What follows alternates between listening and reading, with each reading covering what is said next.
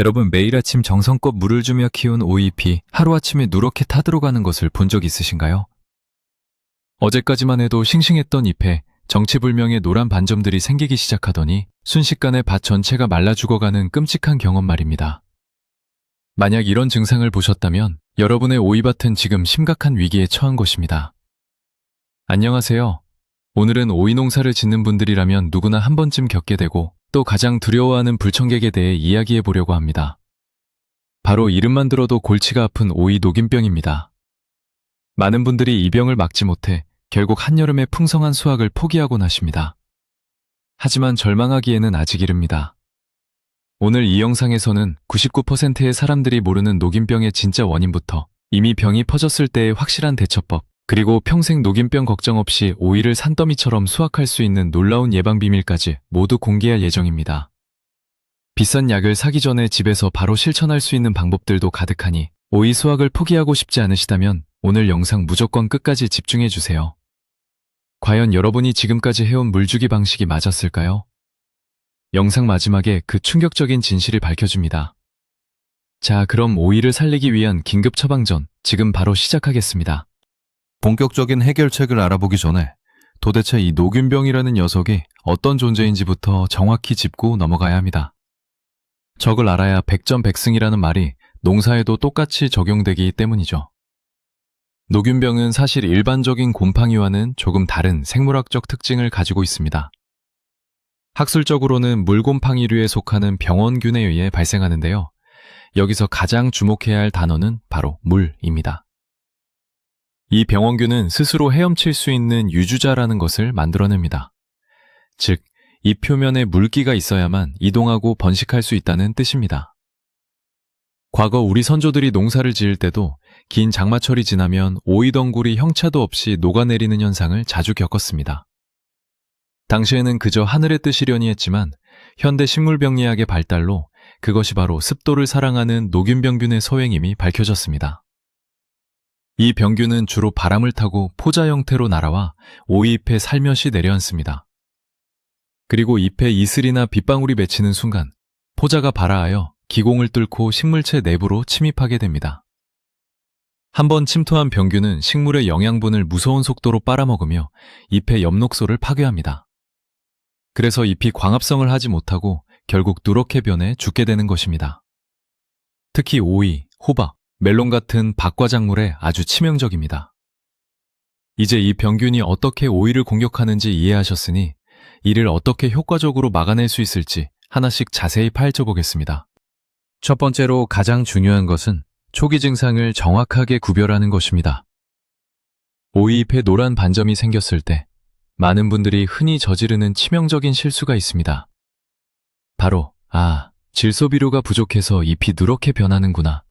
혹은 가뭄 때문에 잎이 마르는 건가? 라고 오해하는 것입니다. 이 미신 때문에 오히려 질소비료를 듬뿍 주게 되는데 이는 병원균에게 성찬을 차려주는 것과 같습니다. 질소 과다로 잎이 연약하게 웃자라면 녹균병균이 침투하기 훨씬 더 쉬워지기 때문입니다. 그렇다면 진짜 녹균병은 어떻게 생겼을까요? 초기에는 잎의 앞면에 옅은 노란색 반점이 아주 작게 나타납니다. 그런데 이 반점의 모양을 자세히 관찰해보면 둥근 모양이 아니라 잎맥을 따라 각진 다각형 모양을 하고 있습니다. 오이잎의 잎맥이 일종의 방어벽 역할을 해서 병균이 넘어가지 못해 각진 모양이 생기는 것입니다. 이것이 바로 다른 영양결핍과 확연하게 구분되는 가장 뚜렷한 특징입니다. 만약 밭에 나갔는데 아랫부분에 오래된 잎에서 이런 각진 노란 반점이 보인다면 절대 방치해서는 안 됩니다. 단순한 노화 현상이라고 생각하고 넘기는 순간 병균은 위쪽에 젊고 건강한 잎들로 무서운 속도로 번져나갑니다. 아침 일찍 이슬이 맺혀 있을 때 잎의 뒷면을 살짝 뒤집어 보세요. 노란 반점이 있는 자리 뒷면에 옅은 회색이나 보라색을 띠는 솜털 같은 곰팡이가 피어 있다면 100% 녹균병이 맞습니다.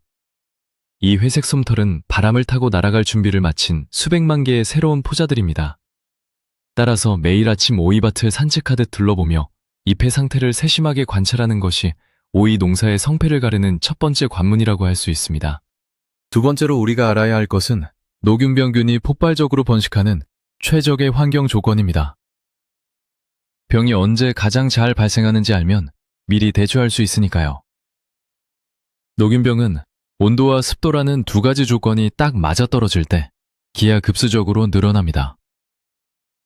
가장 위험한 시기는 바로 일교차가 커지는 늦봄부터 초여름, 그리고 장마철입니다. 낮 온도가 20도에서 25도 사이로 따뜻하고 밤 온도가 15도 내외로 뚝 떨어지면 오이 표면에는 차가운 이슬이 흠뻑 맺히게 됩니다. 이 이슬방울이 바로 앞서 말씀드린 물곰팡이류인 녹균병균이 헤엄쳐 다니는 거대한 수영장 역할을 합니다. 상대 습도가 100%에 가까운 습한 밤이 지나고 아침에 해가 뜨기 전 잎이 축축하게 젖어 있는 6시간에서 12시간 동안 포자가 집중적으로 잎속으로 파고듭니다. 흐린 날씨가 며칠 동안 계속되거나 잦은 비가 내리면 밭 전체는 순식간에 쑥대밭이 되고 맙니다. 따라서 일기예보를 매일 확인하는 습관이 중요합니다. 비가 오기 전후나 밤에 안개가 짙게 끼는 날은 비상사태라고 생각하셔야 합니다. 시설하우스에서 오이를 키우시는 분들은 환기가 절대적으로 중요합니다. 밤새 문을 꽉 닫아두면 하우스 내부는 그야말로 녹균병균의 천국이 됩니다. 새벽 이슬이 맺히지 않도록 이른 아침부터 측창을 열어 환기를 시켜주시고 내부 습도를 낮추는 데 총력을 기울이셔야 합니다. 노지 텃밭의 경우에도 장마가 시작되기 전이 가장 중요한 골든타임입니다. 비가 잦은 시기에는 미리미리 예방약을 쳐서 잎을 코팅해주고 식물체 주변의 공기 흐름이 원활하도록 만들어주는 것이 병을 막는 핵심 열쇠입니다. 세 번째는 아주 치명적이지만 우리가 무심코 매일 하고 있는 행동, 바로 잘못된 물주기 방식에 대한 이야기입니다. 이 부분을 듣고 나면 아마 많은 분들이 무릎을 탁 치며 후회하실지도 모릅니다. 텃밭에 물을 줄 때 시원하게 위에서부터 잎 전체에 물을 뿌려주는 분들 정말 많으시죠? 호스에 샤워기를 달아서 식물 전체를 샤워시키듯 물을 주는 것은 여름철에 식물을 시원하게 해줄 것 같지만 오이에게는 자살행위나 다름없습니다. 잎을 인위적으로 적게 만드는 것은 녹균병균에게 제발 우리 밭으로 와서 번식해달라고 초대장을 보내는 것과 같습니다. 특히 늦은 오후나 저녁 시간에 물을 위에서 뿌려주게 되면 물기가 마르지 않은 상태로 밤을 지새우게 됩니다. 앞서 말씀드렸듯 밤의 선선한 온도와 젖은 잎은 병균이 침입하기에 가장 완벽한 조건입니다. 그렇다면 오이에게 물은 어떻게 주어야 할까요? 정답은 철저하게 토양에만, 즉 뿌리 쪽에만 물을 주는 것입니다. 가장 좋은 방법은 점적관수 호스를 설치하여 물이 한 방울씩 흙으로 바로 스며들게 하는 것입니다.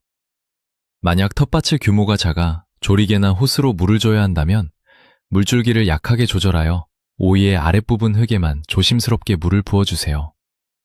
잎에는 절대 물방울이 튀지 않도록 주의해야 합니다. 그리고 물을 주는 시간대도 매우 중요합니다. 오전에 해가 뜨고 난 직후가 가장 좋습니다. 아침에 물을 주면 혹시라도 잎에 튀었던 물방울들이 낮 동안의 따뜻한 햇살과 바람에 의해 빠르게 증발하여 뽀송뽀송한 상태를 유지할 수 있기 때문입니다. 이 간단한 물주기 원칙 하나만 철저하게 지키셔도 녹균병 발생 확률을 절반 이하로 뚝 떨어뜨릴 수 있습니다. 네 번째 방법은 밭의 통풍과 채광을 극대화하는 재배 기술입니다. 오이덩굴이 정글처럼 무성하게 우거져 있는 밭을 보면 농사가 아주 잘 된 것처럼 뿌듯해하실 수 있습니다. 하지만 식물 사이에 잎이 너무 빽빽하게 겹쳐 있으면 그 내부는 햇빛이 들지 않고 바람이 전혀 통하지 않는 습한 감옥으로 변해버립니다. 오잎 사이사이에 정체된 습한 공기는 녹균병이 가장 좋아하는 아지트입니다. 이를 예방하기 위해서는 처음 모종을 심을 때부터 식재 간격을 충분히 넓게 확보하는 것이 중요합니다. 좁은 밭에 욕심내어 너무 많은 모종을 심으면 결국 병 때문에 모두 망치게 됩니다. 최소한 40cm 이상의 간격을 두고 심는 것을 권장합니다. 그리고 오이가 자라기 시작하면 적절한 가지치기, 즉 순지르기를 반드시 해주셔야 합니다. 땅과 가까운 아래쪽 잎들은 어차피 햇빛을 잘 받지 못해 광합성 효율이 떨어지면서 흙에서 튀어오르는 빗물에 의해 병원균에 가장 먼저 감염되는 타깃이 됩니다. 따라서 땅에서부터 한 뼘 정도 높이 보통 1절에서 5절 사이에 있는 겨순과 떡잎, 늙은 아랫잎들은 과감하게 가위로 잘라내 통풍구를 만들어 주어야 합니다. 이렇게 아랫부분을 시원하게 이발해주면 바람이 쑥쑥 통과하면서 잎과 토양 표면의 습기를 빠르게 말려줍니다. 또한 줄기가 유인망이나 지주대를 타고 위로 곧게 뻗어 올라가도록 제때제때 묶어주어 잎들이 서로 포개지지 않도록 관리하는 것이 햇빛을 고루 받게 하여 식물 자체의 면역력을 높이는 훌륭한 예방책이 됩니다. 약간의 잎을 포기하는 것이 전체 수확량을 지키는 현명한 선택임을 명심하시기 바랍니다. 5번째는 토양의 흙이 식물로 튀어오르는 것을 막아주는 마법의 이불, 바로 멀칭의 중요성입니다. 매너게 그대로 오이를 심는 분들이 계시는데 이는 빗물과 함께 흙 속에 숨어있던 온갖 병원균들을 오이 잎으로 튀어오르게 만드는 결과를 낳습니다. 비가 세차게 내리는 날 밭에 나가보면 흙탕물이 꽤 높은 곳까지 튀어있는 것을 볼 수 있습니다.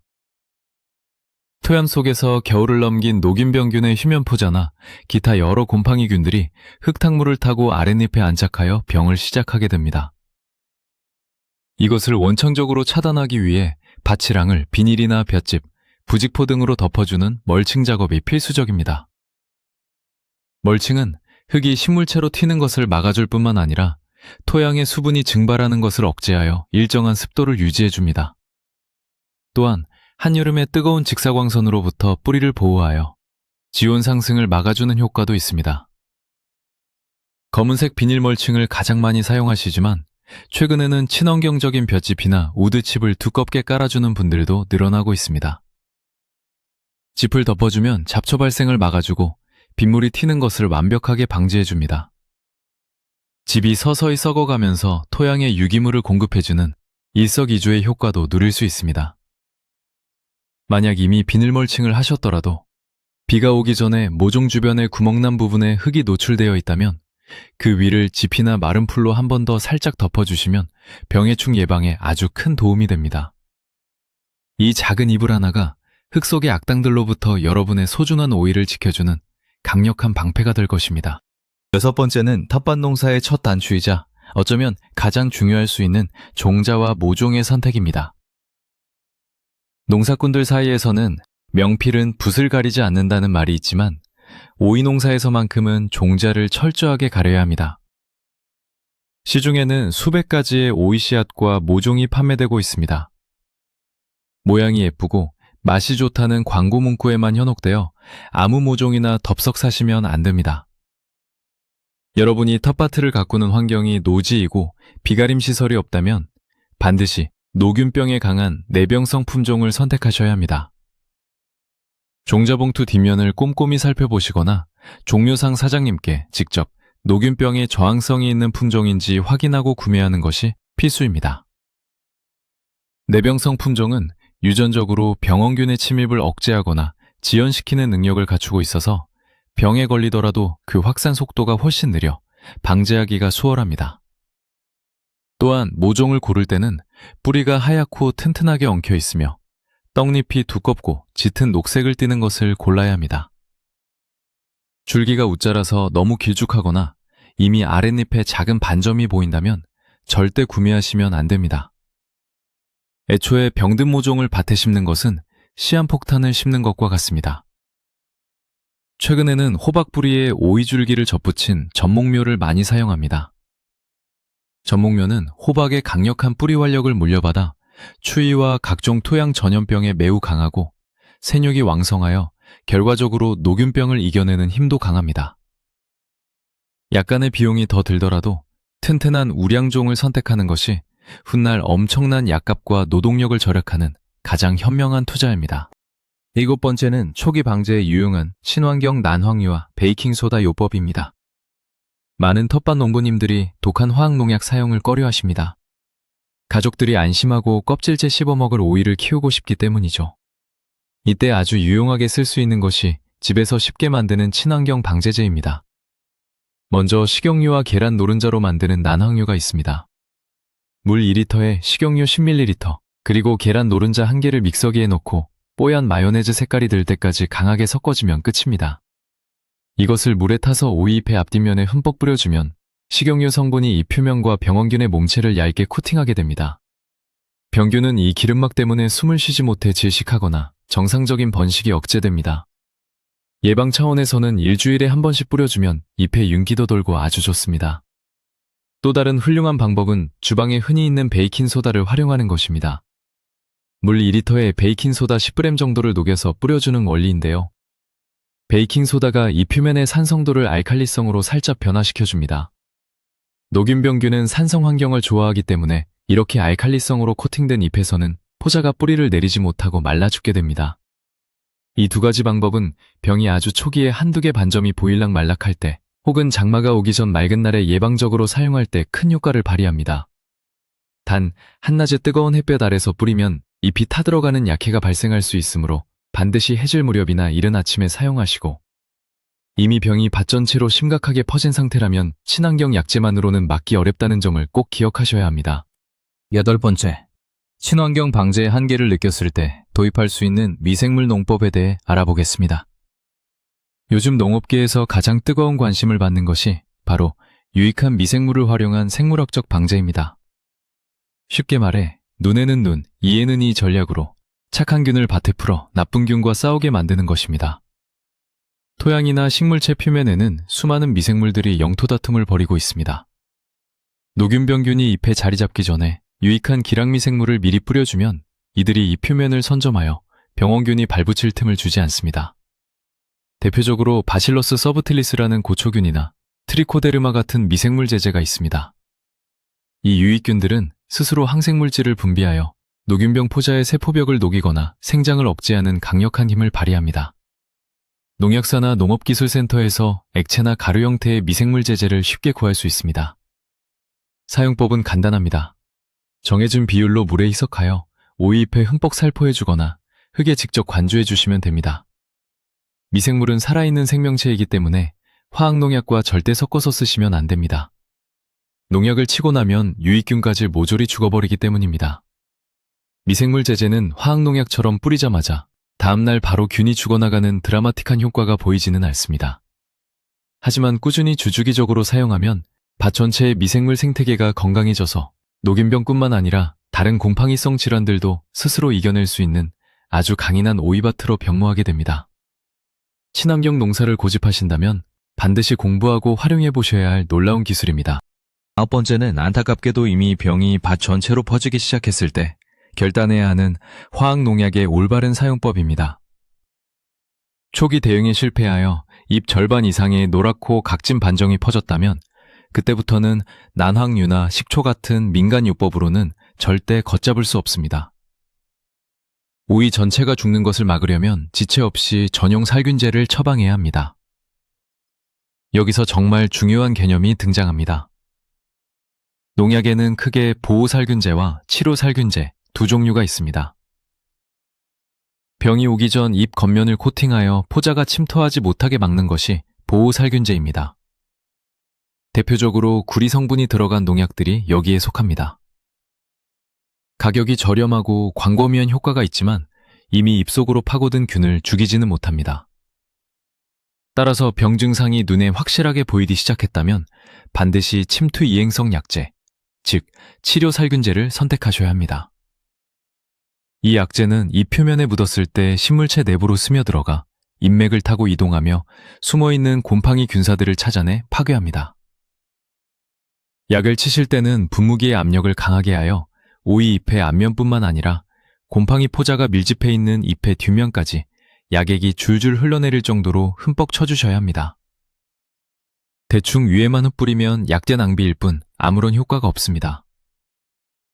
농약을 사용할 때는 반드시 안전장비를 착용하시고 제품 뒷면에 적힌 희석 비율과 수확 전 안전 사용 기준일을 칼같이 지키셔야 합니다. 오이는 자라는 속도가 빨라 금방 수확해야 하므로 약을 친 후 며칠 뒤에 먹을 수 있는지 반드시 확인하여 잔류농약 문제가 없도록 각별히 신경 쓰셔야 합니다. 10번째로 농약을 사용할 때 반드시 알아야 할 가장 핵심적인 규칙, 바로 농약의 교차 살포에 대한 내용입니다. 이 부분을 무시하면 아무리 비싼 약을 사다 쳐도 병균이 죽지 않는 기막힌 상황을 맞이하게 됩니다. 녹균 병균은 환경 적응력이 매우 뛰어나고 돌연변이가 쉽게 일어나는 골치 아픈 녀석들입니다. 만약 여러분이 효과가 좋다고 해서 A라는 농약 한 가지만 밭에 계속해서 뿌린다면 어떻게 될까요? 처음 한두 번은 균들이 우수수 죽어나가며 병이 싹 낫는 것 같아 보입니다. 하지만 그 중에서 우연히 살아남은 아주 독한 소수의 균들이 있습니다. 이 균들은 A 농약에 대한 강력한 내성, 즉 저항성을 획득하게 됩니다. 이 내성균들이 번식하여 밭을 다시 덮게 되면 그 다음부터는 A 농약을 원액으로 들이부어도 균들은 끄떡도 하지 않습니다. 약발이 전혀 듣지 않는 슈퍼곰팡이가 탄생하는 것이죠. 이것을 막기 위한 유일한 방법이 바로 작용기작이 다른 농약들을 번갈아 가며 사용하는 것입니다. 농약병을 자세히 보시면 상표명 말고 작용기작이라고 해서 가, 나, 다라 또는 숫자와 영문조합으로 된 기호가 적혀 있습니다. 이것은 약이 균을 죽이는 방식의 차이를 나타냅니다. 예를 들어 처음에는 세포벽 생성을 억제하는 다계통의 약을 쳤다면 일주일 뒤 다음 방제 때는 호흡을 저해하는 사계통의 약으로 바꿔서 쳐야 합니다. 이렇게 공격 방식을 계속 바꿔주면 병균들이 내성을 가질 틈이 없이 확실하게 박멸됩니다. 농약사에 가실 때는 무작정 좋은 약 달라고 하지 마시고 이전에 썼던 약병을 가져가서 이것과 작용기작이 다른 약으로 달라고 명확하게 요구하시는 것이 진짜 전문가다운 대처법입니다. 11번째는 이미 병에 걸린 잎을 어떻게 안전하게 제거하고 처리할 것인가에 대한 실전 팁입니다. 잎에 녹균병 반점이 가득 덮여 광합성을 포기한 잎들은 오이에게 전혀 도움이 되지 않습니다. 오히려 병원균을 뿜어내는 공의 공장과 같습니다. 이런 잎들은 발견 즉시 잘라내야 하는데 이때도 지켜야 할 철칙이 있습니다. 비가 오는 날이나 이슬이 맺혀 잎이 축축할 때는 절대 가위질을 하시면 안 됩니다. 식물에 상처가 나면 그 상처 부위에 수분을 타고 병원균이 훨씬 더 깊고 빠르게 줄기 속으로 침투하기 때문입니다. 반드시 맑고 건조한 날, 해가 쨍쨍하여 자른 부위의 상처가 순식간에 꾸덕꾸덕하게 마를 수 있는 한낮을 피해서 오전 늦게나 오후 일찍 작업하는 것이 좋습니다. 그리고 병든 잎을 자를 때는 일반 가위 대신 손으로 조심스럽게 똑 부러뜨려 따거나 알코올로 소독한 전용 가위를 사용하세요. 여기서 가장 중요한 것은 잘라낸 잎의 처리 방법입니다. 귀찮다고 자른 잎을 오이 포기 밑에 흙에 그냥 툭툭 던져두시면 방제 작업을 안 하는 이만 못합니다. 흙에 버려진 병든 잎에서 엄청난 양의 포자가 다시 피어나 바람을 타고 위쪽 잎으로 수직 상승하기 때문입니다. 잘라낸 병든 잎들은 반드시 비닐봉지를 들고 다니며 즉시 주워 담아야 합니다. 그리고 밭에서 멀리 떨어진 곳에 깊이 파묻거나 불태워 완전히 소각하는 것이 원칙입니다.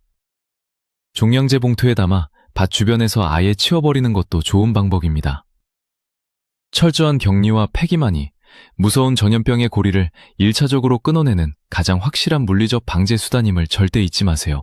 12번째는 무심코 지나치기 쉬운 농기구의 철저한 소독과 위생관리입니다. 우리 몸이 아플 때 의사 선생님들이 수술 도구를 완벽하게 멸균 소독하는 것과 똑같은 이치입니다. 어제 녹균병에 잔뜩 걸린 이웃집 오이밭이나 매 밭의 병든 구역에서 잎을 자르던 가위를 상상해 보세요. 그 가위 날에는 눈에 보이지 않는 수백만 개의 곰팡이 포자와 식물의 병변 진액이 잔뜩 묻어 있습니다. 그 상태 그대로 건강하게 잘 자라고 있는 오이의 겨순을 툭툭 잘라낸다면 그것은 여러분 스스로 병원균을 건강한 식물의 혈관 속에 직접 주사해주는 것과 같은 끔찍한 결과를 초래합니다. 장갑도 마찬가지입니다. 병든 잎을 주무르던 목장갑으로 건강한 열매를 만지면 안 됩니다. 농사를 잘 짓는 고수들은 항상 주머니에 작은 스프레이통을 넣고 다닙니다. 그 안에는 약국에서 1,000원이면 살 수 있는 소독용 에탄올이나 락스 희석액이 들어있습니다. 한 포기의 오이를 손질하고 나면 반드시 다음 포기로 넘어가기 전에 가위날에 칙칙 스프레이를 뿌려 소독하거나 알코올 솜으로 닦아냅니다. 약간 번거롭게 느껴지시겠지만 이 작은 습관 하나가 밭 전체를 전염병으로부터 구하는 결정적인 차이를 만듭니다. 또한 오이밭에 들어갈 때 씻는 장화의 바닥 흙을 통해서도 병균이 이리저리 옮겨 다닐 수 있습니다. 다른 작물의 밭이나 오염된 흙을 밟은 후라면 오이밭 진입로에서 장화 바닥을 한번 털어내고 들어가는 세심함이 필요합니다.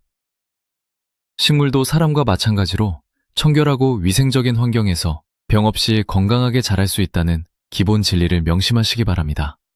13번째는 식물 본연의 기초 체력을 끌어올려주는 영양관리. 그 중에서도 칼슘과 칼륨의 마법에 대한 이야기입니다. 사람도 면역력이 높으면 감기 바이러스가 들어와도 가볍게 이겨내듯이 식물도 영양 상태가 균형 잡혀 있으면 병균의 침입을 스스로 막아내는 힘이 강해집니다. 앞서 질 소비료를 너무 많이 주면 잎이 연해져서 병에 잘 걸린다고 말씀드렸는데요. 반대로 잎을 빳빳하고 튼튼하게 만들어 방어막을 두껍게 해주는 성분이 바로 칼슘입니다. 칼슘은 식물 세포벽의 시멘트 역할을 합니다. 붕괴하기 쉬운 세포들을 단단하게 묶어줘 녹균병균이 기공을 뚫고 들어오려고 할 때 아주 훌륭한 바리케이드 역할을 해줍니다. 하지만 칼슘은 흙 속에 아무리 많아도 뿌리를 통해 잎사귀 끝까지 이동하는 속도가 매우 느린 게으른 영양소입니다. 따라서 병이 발생하기 쉬운 장마철이나 잎이 부쩍 커지는 시기에는 수용성 칼슘제를 물에 타서 잎에 직접 뿌려주는 연면시비가 가장 효과적입니다. 이때 붕소 성분이 약간 섞인 칼슘제를 사용하면 흡수율이 폭발적으로 높아집니다.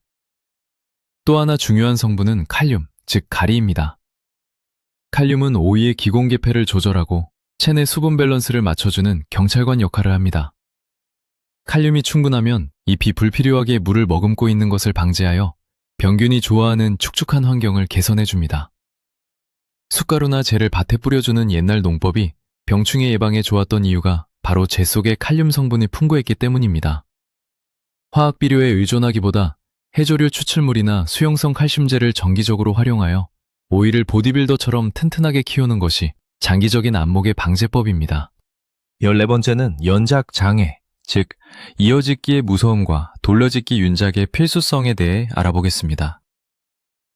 텃밭을 하시는 분들 중에는 매년 똑같은 위치에 오이 지주대를 세우고 농사를 지으시는 분들이 많습니다. 작년에 오이가 잘 자랐던 명당 자리라고 생각하시기 때문이죠. 하지만 이것은 토양 속 병원균을 집중적으로 배양하는 것과 다름없습니다. 노균, 병균을 비롯한 밭과 작물의 병원균들은 겨울이 오면 잎이나 줄기의 잔해물과 함께 흙 속으로 깊이 들어가 두꺼운 껍질을 뒤집어 쓰고 겨울잠을 잡니다. 이를 휴면포자라고 하는데 놀랍게도 이 상태로 토양 속에서 짧게는 3년에서 길게는 5년 이상 생존하며 다음 먹잇감이 오기를 기다립니다.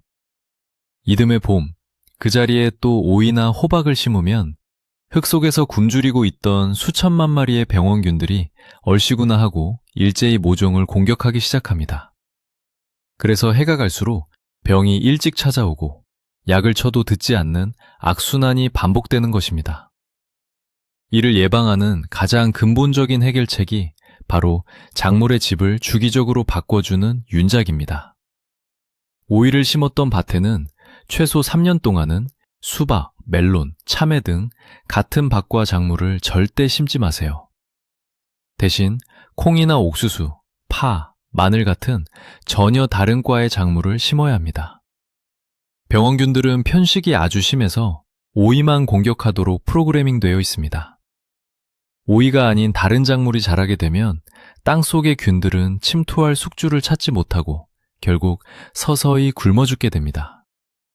좁은 텃밭이라도 매년 구역을 3등분하여 작물들의 자리를 시계 방향으로 돌아가며 심어주는 계획적인 로테이션 농법을 실천하신다면 토양 전염병의 절반 이상을 자연스럽게 치유할 수 있습니다.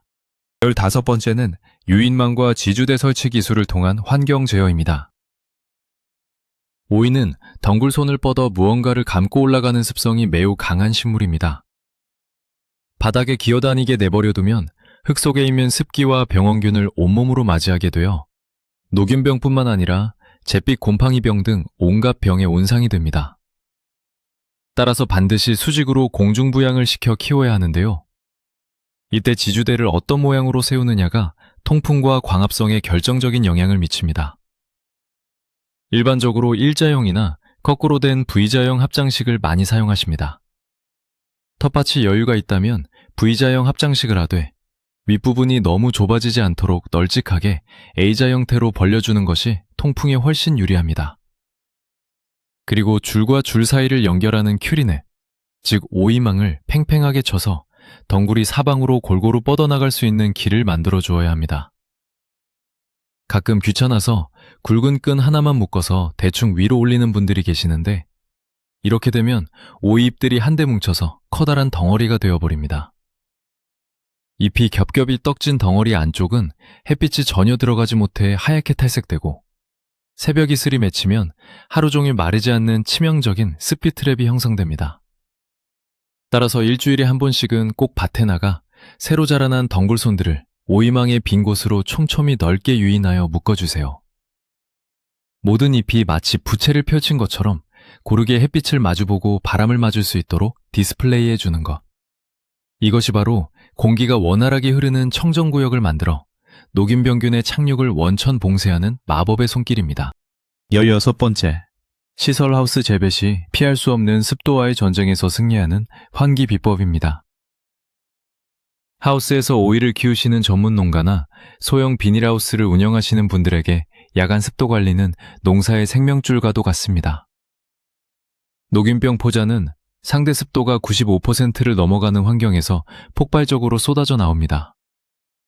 봄철이나 가을철, 낮 동안 따뜻하게 데워졌던 하우스 내부 공기가 밤이 되어 식으면서 엄청난 양의 결로, 즉 물방울이 천장과 오이잎에 맺히게 됩니다.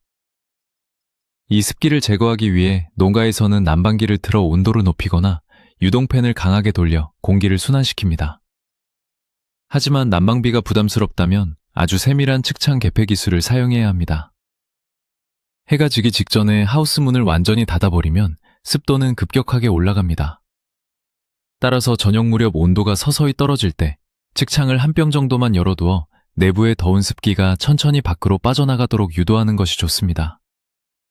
그리고 다음날 아침 해가 떠오르고 온도가 올라가기 시작할 때가 가장 위험한 순간입니다. 차가웠던 잎사귀 표면 온도가 공기 온도보다 낮아지면서 순간적으로 이슬이 흠뻑 맺히기 때문입니다. 이때는 해가 뜨자마자 지체 없이 측창과 천창을 활짝 열어 하우스 안에 고여있던 탁하고 눅눅한 공기를 단번에 밖으로 빼내야 합니다. 내부 환기를 강제로 시켜 이 표면을 빠르게 뽀송뽀송하게 말려주는 골든타임 30분이 하루 종일 오이의 운명을 좌우합니다. 춥다고 아침 늦게까지 문을 닫아두는 행위는 녹균병 포자들에게 온실이라는 완벽한 인큐베이터를 제공하는 꼴이 되니 각별히 유의하셔야 합니다. 17번째는 오이의 생애 주기와 뿌리 활력의 상관관계에 숨겨진 비밀입니다. 여러분, 혹시 오이에도 사람의 갱년기 같은 취약한 시기가 있다는 것을 아시나요? 오이 모종을 심고 첫 꽃이 피고 열매가 달리기 시작할 때 식물은 모든 에너지를 자손 번식, 즉 열매를 키우는 데 쏟아붓습니다. 이렇게 위로 영양분을 올려보내느라 바쁠 때 정작 땅속의 뿌리는 늙고 쇠약해지기 시작합니다. 대략 아주 심기 후 30일에서 40일 정도가 지나면 뿌리의 생장력이 뚝 떨어지는데 얄궂게도 녹균병은 귀신같이 식물이 가장 쇠약해진 바로 이 시점을 노리고 폭발적으로 덤벼듭니다. 첫 수확의 기쁨을 누릴 즈음에 밭이 망가지는 이유가 바로 여기에 있습니다. 따라서 이 시기를 슬기롭게 넘기려면 뿌리의 활력을 다시 끌어올려주는 처방이 반드시 필요합니다. 미생물 발효액이나 아미노산 액비 또는 뿌리 밝은제를 물에 타서 관주해주면 새하얀 잔뿌리들이 새롭게 뻗어나오면서 식물이 다시 젊어지는 회춘 효과를 볼 수 있습니다. 뿌리가 튼튼하게 물과 양분을 쑥쑥 빨아올려야 잎도 두꺼워지고 곰팡이와 싸울 수 있는 면역체계가 원활하게 가동됩니다. 또한 열매가 너무 한꺼번에 많이 달렸을 때는 욕심을 버리고 약간 기형이거나 못생긴 오이들은 과감하게 어린 상태에서 따주는 적과 작업을 해주어야 합니다. 식물체의 체력 소모를 줄여주어야만 본체가 살아남아 가을까지 꾸준하게 좋은 오이를 수확할 수 있습니다. 겉으로 보이는 화려한 잎과 열매에만 신경 쓰지 마시고 흙 속에서 묵묵히 일하는 뿌리의 건강을 챙겨주는 진정한 농부의 마음을 가지셔야 합니다. 18번째는 이웃농가와의 소통, 그리고 지역 단위 방제 네트워크의 중요성입니다. 바람을 타고 날아다니는 병원균의 포자 앞에서는 내 밭에 아무리 좋은 약을 치고 철저히 관리해봤자 담장 하나를 사이에 둔 이웃집 밭이 녹균병 소굴이라면 말짱 도루묵이 됩니다. 포자는 수킬로미터까지도 날아갈 수 있기 때문이죠. 텃밭이 옹기종기 모여있는 주말 농장이나 마을 단위 농가에서는 이런 문제가 아주 심각합니다. 나 혼자 약을 치면 약을 피해 살아남은 균들이 바람을 타고 이웃집 밭으로 넘어가 대피합니다. 그리고 며칠 뒤 그곳에서 세력을 키워 다시 내 밭을 덮치는 핑퐁 게임이 벌어집니다. 따라서 전염성이 강한 병의 충은 마을 전체가 혹은 주말 농장의 이웃들이 시기를 맞춰 동시에 공동방제를 하는 것이 수백 배의 효과를 가져옵니다. 밭에 나갔다가 앞집 할아버지 밭에 병든 잎이 보인다면 모른 척 지나가지 마시고 오늘 다 같이 예방약을 치자고 따뜻하게 권유해보세요. 특히 잦은 비가 예상되는 장마 전후에는 동네 사람들이 일제히 약통을 둘러매고 나와 온 들녘을 코팅하듯 약을 뿌려야 포자의 밀도를 획기적으로 낮출 수 있습니다. 혼자만의 비밀스러운 농법으로 숨어서 병을 고치려 하지 마시고 이웃과 정보를 공유하고 함께 방제 일정을 짜는 열린 마음이 필요합니다. 좋은 친환경 약재나 미생물이 있다면 서로 나누어 쓰고 우리 밭의 병 발생 상황을 투명하게 알려 이웃이 대비할 수 있도록 돕는 상부상조의 정신이야말로 눈에 보이지 않는 거대한 자연의 재앙을 막아내는 가장 튼튼한 울타리가 될 것입니다. 19번째는 수확이 모두 끝난 가을철 잔재물 처리와 월봉 준비라는 마지막 관문입니다. 많은 분들이 여름에 잘 따먹고 난 후 가을 찬바람이 불어 줄기가 시들어 죽으면 그제야 관심이 끊겨 밭을 방치하곤 합니다. 누렇게 말라붙은 오이덩굴이 겨우내 지주대에 매달려 흉물스럽게 덜렁거리는 풍경을 흔히 볼 수 있죠. 하지만 이것은 내년 농사를 망치기로 작정한 것이나 다름없는 끔찍한 행동입니다. 병든 잎과 줄기를 밭에 그대로 남겨두는 것은 수십억 마리의 녹균병 휴면 포자들에게 아늑한 겨울잠 침낭을 제공하는 꼴입니다. 눈이 오고 땅이 얼어도 이 포자들은 식물체 잔해물 속에서 살아남아 이듬해 봄을 기약합니다. 따라서 마지막 오이를 따고 농사가 끝났다고 판단되는 즉시 모든 오이덩굴과 뿌리, 지팡이에 묶여있던 끈, 바닥에 깔았던 비닐멀칭까지 하나도 남김없이 밭에서 철거해야 합니다. 뽑아낸 줄기와 잎은 절대 밭 구석에 쌓아두거나 퇴비장에 섞지 마시고 완전히 말려서 태워버리거나 밭에서 멀리 떨어진 곳으로 반출하여 폐기하는 것이 정석입니다. 그리고 가을가리를 통해 흙을 깊게 뒤집어 엎어 토양 속에 숨어 들어간 균들이 차가운 겨울 공기와 강렬한 자외선에 노출되어 얼어 죽거나 타 죽도록 만들어 주어야 합니다.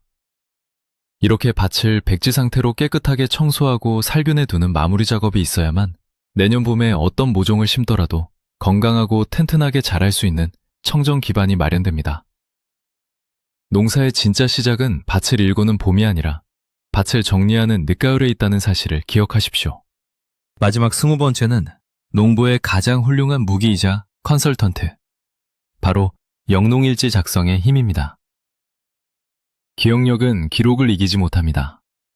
작년에 오이밭에 녹균병이 언제 처음 발생했는지, 그때 어떤 약을 쳤더니 효과가 있었는지, 혹은 언제 비가 며칠 동안 내렸는지 정확히 기억하시는 분은 드뭅니다. 그래서 매년 똑같은 실수를 반복하고 뒤늦은 후회를 하게 되는 것이죠. 스마트폰의 메모장이나 낡은 수첩도 좋습니다. 매일 밭에 나갈 때마다 날씨, 기온, 기가 온 날, 모종 심은 날짜, 첫 반점을 발견한 시기, 뿌려준 비료의 종류, 살포한 농약의 이름과 작용기자 기호 등을 간략하게라도 꾸준히 적어두는 습관을 들이세요. 1년, 2년 기록이 쌓이면 그것은 여러분의 밭 환경에 최적화된 세상에 단 하나뿐인 농사 백과사전이 됩니다. 이 기록을 바탕으로 내년에는 비가 오기 며칠 전에 미리 예방약을 쳐야겠다는 통찰력을 얻게 되고 특정 시기에 칼슘을 보충해주면 병을 비껴갈 수 있다는 패턴을 발견하게 됩니다. 훌륭한 농구는 하늘의 뜻만 바라보고 기도하는 사람이 아니라 과거의 데이터를 분석하여 미래의 위기를 예측하고 선제적으로 대응하는 전략가입니다. 녹균병이라는 적은 항상 틈을 노리고 있지만 매일 밭을 관찰하고 꼼꼼히 기록하는 부지런한 농부의 눈과 손길 앞에서는 결코 무적일 수 없습니다. 오늘 알려드린 수많은 예방과 방제 기술들을 여러분의 일지에 하나씩 기록하며 실천해 보신다면 이제 오이 녹균병은 더 이상 두려운 공포의 대상이 아니라 충분히 통제하고 관리할 수 있는 가벼운 통과 의례에 불과하게 될 것입니다. 자, 오늘 오이 수확을 통째로 날려버릴 수 있는 무시무시한 녹균병의 정체부터 그 병원균이 어떻게 식물을 파괴하는지 그리고 무엇보다 이 지긋지긋한 질병을 완벽하게 예방하고 치료할 수 있는 20가지의 실전 노하우를 아주 깊이 있게 파헤쳐 보았습니다. 어떠셨나요? 아마 영상을 보시면서 내가 물을 위에서 뿌려준 게 문제였구나. 약을 칠 때 작용기작을 확인 안 하고 아무거나 샀었네. 하며 무릎을 치신 분들이 분명히 계실 겁니다. 병든 잎을 발견했을 때 즉시 올바른 방법으로 대처하고 물주기와 환기, 통풍의 기본 원칙만 철저하게 지켜준다면 여러분의 오이밭은 병마를 거뜬히 이겨내고 늦가을까지 싱싱한 열매를 쉼없이 내어줄 것입니다. 작은 관심과 부지런함이 수확량을 3배, 4배로 늘리는 진짜 기적을 만들어냅니다. 오늘부터 당장 밭에 나가서 오이 아랫잎의 뒷면부터 꼼꼼히 살펴보시고 토양에만 조심스럽게 물을 주는 습관을 시작해보세요. 오늘 영상이 여러분의 소중한 텃밭을 지키는데 큰 도움이 되셨기를 바랍니다.